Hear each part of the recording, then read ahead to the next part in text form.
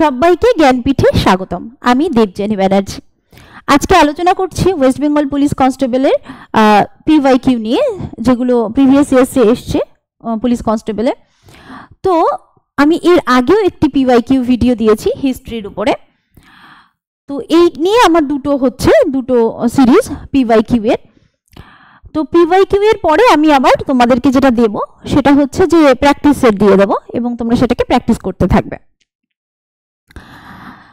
PYQ দেওয়ার উদ্দেশ্য হচ্ছে যে তোমরা এই ওয়েস্ট বেঙ্গল পুলিশ কনস্টেবলের যে ধরনের প্রশ্ন আসে সেগুলোর সঙ্গে পরিচিত হও, ঠিক আছে?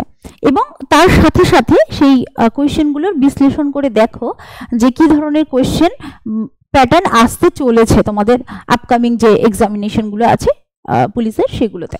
তো চলো কথা না বাড়িয়ে প্রশ্নে চলে যাই। 1 নম্বর প্রশ্ন দেখো, কোন রাজস্ব ব্যবস্থায় জমির খাজনা আদায়কারী হিসেবে জমিদার মধ্যস্বত্বভোগীর ভূমিকা পালন করত? কলকাতা পুলিশ এসআইতে এসছে কোশ্চেনটা 2013-তে। এ মহলবাড়ি, বি রায়তবাড়ি, সি চিরস্থায়ী, ডি কোনোটাই নয়। এ মহলবাড়ি, বি রায়তবাড়ি, সি চিরস্থায়ী, ডি ওপরের কোনোটাই নয়। এটির উত্তর হবে সি চিরস্থায়ী বন্দোবস্ত। চিরস্থায়ী বন্দোবস্ত আছে 1793, যে নিয়ে আসছে তিনি হলেন কর্নওয়ালিস।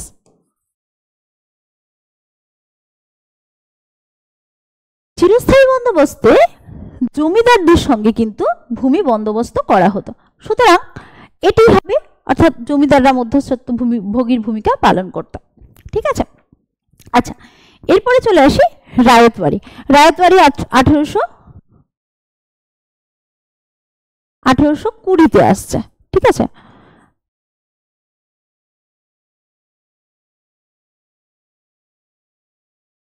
রায়তবাড়ি আসছে 1820-তে, আর মহলবাড়ি আসছে 1822-এ, ঠিক আছে? রায়তবাড়ি আসছে কিন্তু দক্ষিণ ভারতে, দক্ষিণ পশ্চিম ভারত,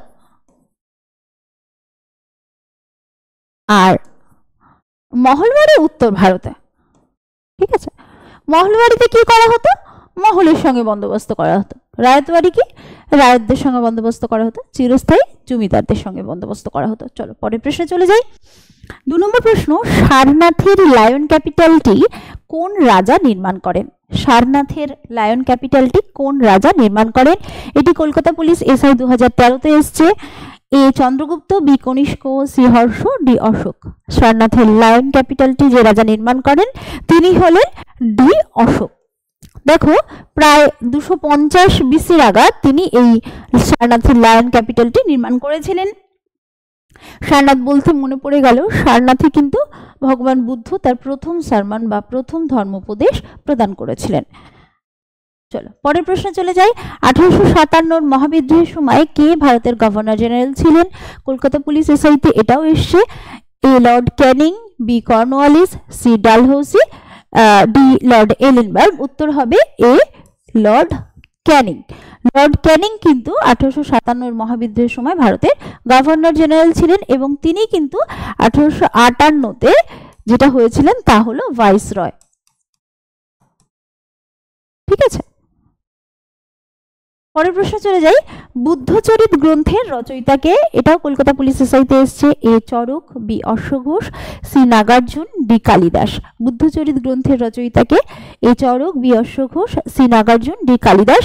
এর উত্তরটি হবে বি অশ্বঘোষ। অশ্বঘোষই কিন্তু বুদ্ধচরিত রচনা করেছিলেন এবং তিনি কিন্তু কনিষ্কের সমসাময়িক, অর্থাৎ কনিষ্কের রাজসভায় তিনি ছিলেন, ঠিক আছে?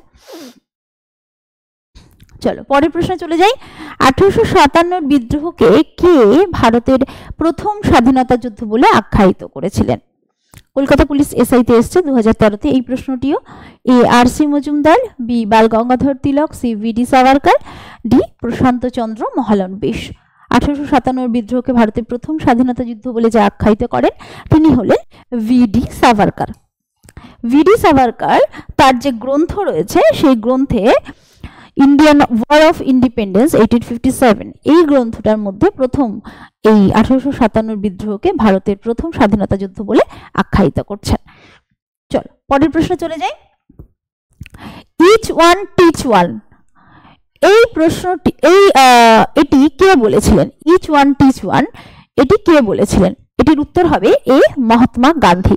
ইচ ওয়ান টিচ ওয়ান বলেছিলেন এ মহাত্মা গান্ধী। কলকাতা পুলিশ এসআইতে এসছে এই প্রশ্নটিও 2013-তে। দেখো ইচ ওয়ান টিচ ওয়ান এই যে এই কনসেপ্টটা মহাত্মা গান্ধী কিন্তু প্রথমে পেয়েছিলেন সাউথ আফ্রিকা থেকে। আফ্রিকা উনি ছিলেন, সেখান থেকে তিনি পেয়েছিলেন যে একজন ব্যক্তিকে যদি শিক্ষিত করা যায় সে আরো অনেককে শিক্ষিত করবে, এই যে বিষয়টা এটা তিনি পেয়েছিলেন আফ্রিকা থেকে। চলো পরের প্রশ্নে চলে যাই। ভারতের জাতীয় কংগ্রেসের প্রথম মহিলা সভাপতি কে ছিলেন? ভারতের জাতীয় কংগ্রেসের প্রথম মহিলা সভাপতি কে ছিলেন? এটাও কলকাতা পুলিশ এসআইতে এসছে 2013 সালে। এ Rajkumari Amrit Kaur, B Annie Besant, C Vijayalakshmi Pandit, D Sarojini Naidu. ভারতের জাতীয় কংগ্রেসের প্রথম মহিলা সভাপতি কে ছিলেন?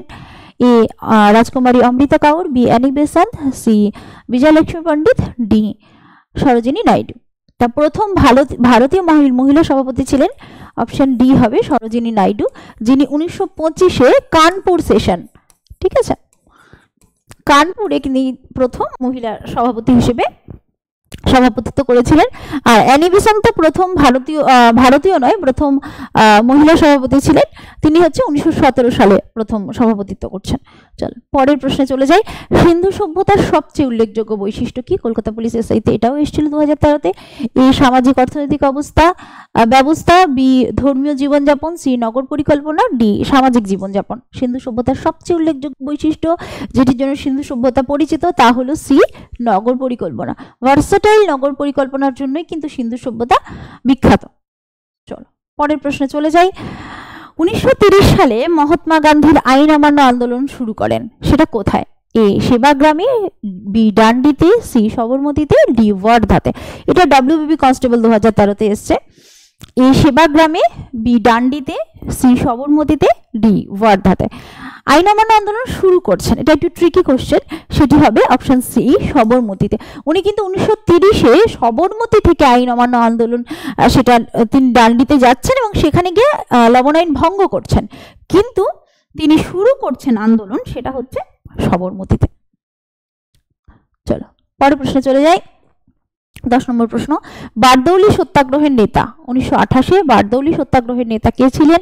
A Sardar Vallabhbhai Patel, B Mahatma Gandhi, C Vallabh Kumar, D Mahadev Desai. উত্তর হবে এ সর্দার বল্লভভাই প্যাটেল। সর্দার বল্লভভাই প্যাটেলকে সর্দার উপাধি দিচ্ছেন কিন্তু এই বারদৌলির মেয়েরাই, ঠিক আছে, বারদৌলির মেয়েরাই তাকে সর্দার উপাধি দিচ্ছে। খাজনা বন্ধের আন্দোলন, বারদৌলি সত্যাগ্রহ। 11 নম্বর প্রশ্ন। কুষাণ যুগে সর্বোত্তম বিকাশ ঘটে কোন ক্ষেত্রে? এটাও ডব্লিউবিপি কনস্টেবল 2013-তে এসছে। এ ধর্ম, বি শিল্প, সি সাহিত্য, ডি স্থাপত্য। কুষাণ যুগে সর্বোত্তম বিকাশ ঘটে কোন ক্ষেত্রে? এটির উত্তর হবে অপশন সি সাহিত্য। সাহিত্য ক্ষেত্রে কুষাণ যুগে সর্বোত্তম বিকাশ ঘটেছিল এবং সাহিত্য ক্ষেত্রে বিশেষ করে সংস্কৃত সাহিত্য কিন্তু কুষাণ যুগেই ডেভেলপ করা শুরু করেছিল। পরের প্রশ্নে চলে যাই। 12 নম্বর প্রশ্ন। রাখালদাস বন্দ্যোপাধ্যায় কত সালে মহেঞ্জোদড়ো আবিষ্কার করে? এটাও ডব্লিউপি কনস্টেবল 2013-তে এসছে। A 1922, B 1920, C 1923, D 1924। Rakhaldas Bandyopadhyay কত সালে মহেঞ্জোদড়ো আবিষ্কার করেন? এটির উত্তর হবে এ 1922 খ্রিস্টাব্দে মহেঞ্জোদড়ো। আর 1921-এ হচ্ছে হরপ্পা। হরপ্পা আবিষ্কার করছে কে? দয়ারাম সাহানে।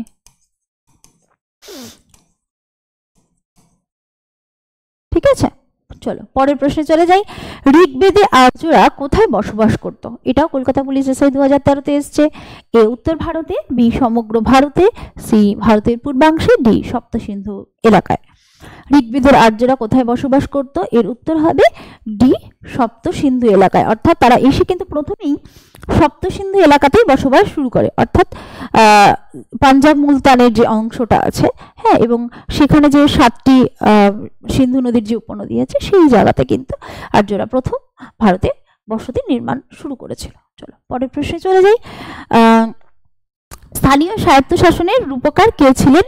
এ Lord Curzon, B Lord Dalhousie, C Lord Ripon, D Lord Wellesley. স্থানীয় স্বায়ত্তশাসনের রূপকার কে ছিলেন? এটির উত্তর হবে অপশন সি লর্ড রিপন। ঠিক আছে, লর্ড রিপনই কিন্তু স্থানীয় স্বায়ত্তশাসনের রূপকার ছিলেন। লর্ড রিপনের সময় প্রথম হান্টার কমিশন আসছে, ভারতের প্রথম শিক্ষা কমিশন এবং প্রথম সরকারি সেন্সাস হচ্ছে কিন্তু লর্ড রিপনের সময়তে। ঠিক আছে, সরকারি সেন্সাস।